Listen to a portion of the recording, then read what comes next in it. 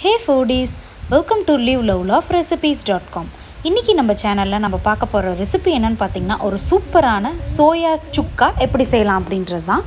இது புலாவ் ரைஸ், அதுக்கு அப்புறம் சாதம், சாம்பார், ரசம், கூட்டு, தயிர் எல்லாத்துக்குமே பெர்ஃபெக்ட்டா மேட்ச் ஆகும். நான் இத இன்னைக்கு கோகனட் மில்க் கீ ரைஸோட செஞ்சிருக்கேன்.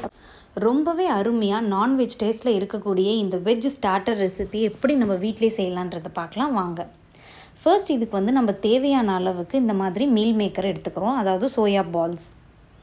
இப்போது இது சூடாக இருக்கிற தண்ணியில் ஒரு 10 நிமிஷம் போட்டு வச்சுருந்தோம் அப்படின்னா நல்லா சாஃப்ட் ஆகிடும். அதுக்குள்ளே நம்ம ஒரு மசாலா பேஸ்ட் அரைச்சிட்டு வந்துடலாம்.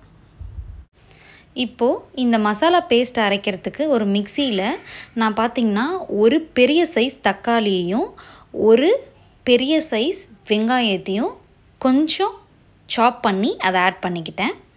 அதை நம்ம இந்த மாதிரி கிரைண்ட் பண்ணிட்டு வந்துடணும். அதுக்கப்புறமா ஒரு சாஸ்பேனை ஹீட் பண்ணிவிட்டு 3 to 4 டேபிள் ஸ்பூன்ஸ் அளவுக்கு ஆயிலை சூடு பண்ணிக்கோங்க. அது நல்லா சூடானதுக்கப்புறமா ஒரு துண்டு பட்டை 2-3 கிராம்பு போட்டு நல்லா வாசனை வர வரைக்கும் பொரிய விட்டுடலாம்.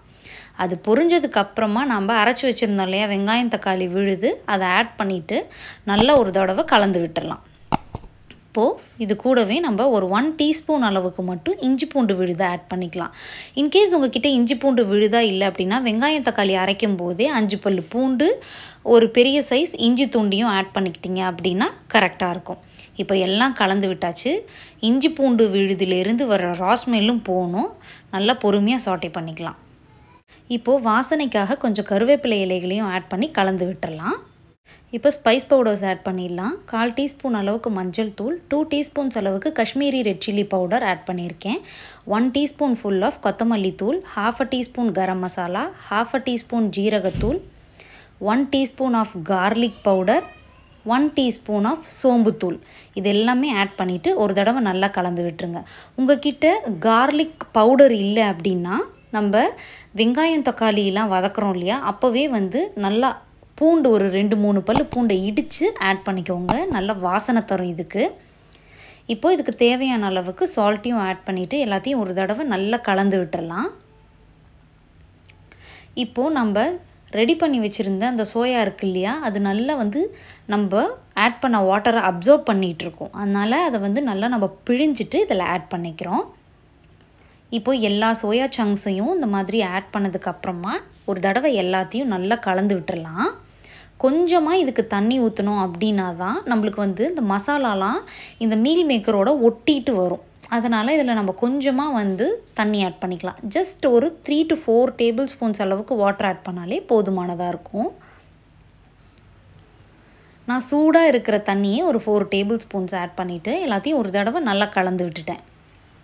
இப்போது முக்கியமானது இந்த டிஷ்ஷுக்கு பார்த்திங்கன்னா பெப்பர் பவுடர். ஒரு 1 டீஸ்பூன் அளவுக்கு பெப்பர் பவுடர் ஆட் பண்ணிக்கலாம். உங்களுக்கு பார்த்திங்கன்னா ரொம்ப ஸ்பைஸியாக வேணும் அப்படின்னா நான் காஷ்மீரி ரெட் சில்லி பவுடர் சொன்னேன் இல்லையா, அதுக்கு பதிலாக நீங்கள் காரமாக நம்ம யூஸ்வலாக ஆட் பண்ணுற மிளகாத்தூளே ஆட் பண்ணிக்கிட்டிங்கன்னா நல்லா காரமாக இருக்கும். இப்போது கொஞ்சமாக கொத்தமல்லி இலையை ஆட் பண்ணிவிட்டு இந்த மாதிரி மூடி வச்சு குக் பண்ணோம் அப்படின்னா நம்ம மீல் மேக்கர் நம்ம ஆட் பண்ணியிருந்த தண்ணியெல்லாம் அப்சர்வ் பண்ணிவிட்டு நல்லா சுக்கா மாதிரி ஆகி வரும். இப்போ பார்த்திங்கன்னா கிட்டத்தட்ட நம்மளோட மீல் மேக்கர் ஒரு 10 to 12 மினிட்ஸ் ஒரு லோ மீடியம் ஃப்ளேம்லேயே கொதித்து ரெடியாகி வந்தது. அதனால் நம்மளது சூப்பராக சுக்கா மாதிரி ரெடி ஆகிடுச்சு. நீங்களும் இந்த ரெசிப்பியை கண்டிப்பாக ட்ரை பண்ணி பாருங்கள். முக்கியமாக இந்த மாதிரி கோகனட் மில்க் கீ ரைஸோட தொட்டு சாப்பிடுங்க, அற்புதமாக இருக்கும். இந்த டிஷ்ஷை ட்ரை பண்ணிவிட்டு எப்படி வந்ததுன்றதை கமெண்ட்ஸில் சொல்லுங்கள். நம்ம சேனல் பிடிச்சா சப்ஸ்கிரைப் பண்ணிக்கோங்க. தேங்க்ஸ் ஃபார் வாட்சிங்.